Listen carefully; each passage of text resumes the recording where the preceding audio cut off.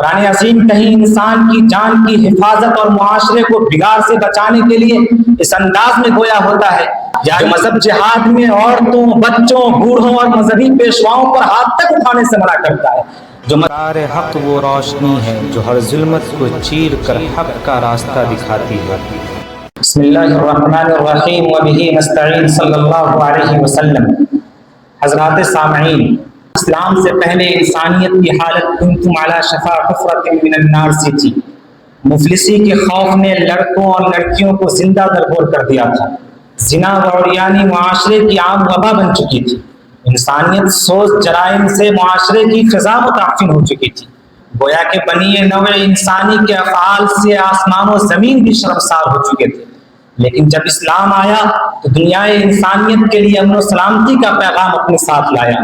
جب اسلام آیا تو خاران عرب امن و سلامتی کے نمائندے بن کر دنیا کے نقشے پر اترے۔ ایک دوسرے کا خون پینے والے اپنا خون بہا کر دوسروں کی تشنگی دور کرنے لگے۔ عزتوں کو تار تار کرنے والے عزتوں کے رکھوالے بن گئے، اور عرب کی وہ سرزمین جہاں کبھی کسی دوشیزہ کو امن نصیب نہیں ہوا تھا، اب اسلام نے اسے ایسے امن سے نوازا کہ اس کی طرف اٹھنے والی کوئی میلی آنکھ باقی نہ رہی۔ رفقائے نظم، آئیے قرآن و حدیث کے ذریعے سے ہم جانتے ہیں کہ جب اسلام آیا تو دنیائے انسانیت کے لیے اپنے ساتھ کیا پیغام لایا۔ قرآن عظیم کہیں انسان کی جان کی حفاظت اور معاشرے کو بگاڑ سے بچانے کے لیے اس انداز میں گویا ہوتا ہے، یا ایھا الذین آمنوا کتب علیکم القصاص فی القتلى الحر بالحر والعبد بالعبد والانثى بالانثى۔ تو کہیں رب کا قرآن مال کی حفاظت کا حصار باندھتے ہوئے یوں اعلان کرتا ہے، السارق والسارقة فاقطعوا ایدیہما جزاء بما کسبا نکالا من اللہ۔ تو کہیں پر عزت و آبرو کی تحفظ و تقدس کی پامالی پر یوں جھنجھوڑتا ہے، الزانیۃ والزانی فاجلدوا کل واحد منہما مئۃ جلدہ۔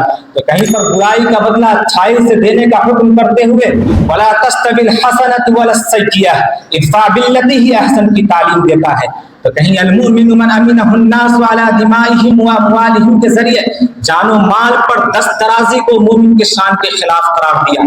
تو کہیں الفتنۃ نائمۃ لعن اللہ من ایقظھا کہہ کر قول و فعل ہر طرح کے فتنہ کو اللہ کی لعنت کا مستحق ٹھہرایا۔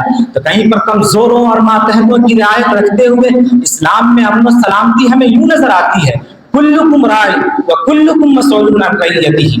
یہ ہے اسلامی تعلیمات جس نے احترام انسانیت کا بھولا ہوا سبق یاد دلایا اور پوری انسانیت کو بلا امتیاز مذہب و ملت امن و امان سے نوازا۔ لیکن ستم بالائے ستم یہ کہ دشمنان اسلام نے اس مذہب کو دہشت گردی کا نام دے ڈالا جو مذہب جہاد میں عورتوں، بچوں، بوڑھوں اور مذہبی پیشواؤں پر ہاتھ تک اٹھانے سے منع کرتا ہے، جو مذہب کلیساؤں، چرچوں، گرجا گھروں اور مذہبی عمارتوں کو نقصان پہنچانے اور معبودان مذاہب کو برا بھلا کہنے سے روکتا ہے، جو مذہب جہاد سے قبل صلح و صفائی، خراج و جزیہ اور دعوت و تبلیغ کو فرض قرار دیتا ہے، جو مذہب اپنے ادنا سپاہی کے ذریعے امان دیے جانے کو سرکاری امان تسلیم کرتا ہے، اور جو مذہب انسانیت سے بڑھ کر حیوانات، نباتات، جمادات اور ماحولیات کے تحفظ کو دین کا جز قرار دیتا ہے، وہ کسی کی جان سے کیسے کھیل سکتا ہے؟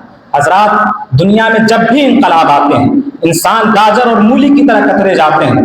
فرانس میں جب جمہوری انقلاب آیا تو 73 لاکھ انسان قتل ہوئے۔ روس کے اندر کمیونزم کا انقلاب آیا تو 1 کروڑ انسان قتل ہوئے۔ پہلی جنگ عظیم میں 73 لاکھ، جبکہ دوسری جنگ عظیم میں 1 کروڑ 6 لاکھ انسان قتل ہوئے۔ اتنے لوگ قتل ہو گئے مگر دنیا اپنا ٹارگٹ حاصل نہ کر سکی۔ لیکن امام الانبیاء نے بنفس نفیس 27 جنگوں میں شرکت فرمائی، لیکن تاریخ گواہ ہے کہ آپ کے دور میں کبھی کسی کے ہاتھ سے کسی کا خون ہوا ہو۔ لہذا ضرورت اس بات کی ہے کہ ہم اپنے اخلاق و کردار سے دشمنان اسلام کو امن کا درس دیں تاکہ اسلام کا صحیح مفہوم انہیں سمجھ میں آ سکے اور اسلام پر لگائے گئے غلط الزامات کا ازالہ ہو سکے۔